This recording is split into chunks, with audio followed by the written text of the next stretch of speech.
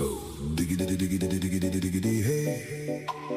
Diggity diggity diggity diggity hey. Meron tayong condition soundcraft na mixer 12 channel. Okay. Inalis na natin ating lilinisan contact cleaner.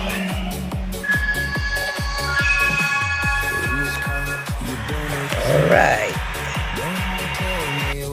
Tapos na natin i-assemble itong ating 12 channel na soundcraft. Yan. Like input, line, insert, gain, high, mid. Meron siyang EQ sa mid. Yan, maganda.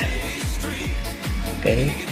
Low, dalawang auxiliary. Pan. PFL, gusto marinig ang per channel, marinig mo siya. Ayan. Mute. Meron siyang individual mute. Ganda. O, meron pa siyang pick. Kikita mo ngayon kung nagamit or nagpipick na. Malakas na yung ilaw. Okay rin. Meron pa siyang stereo. Ayan. Bukod sa 12 channel, meron pa siyang linya stereo mo.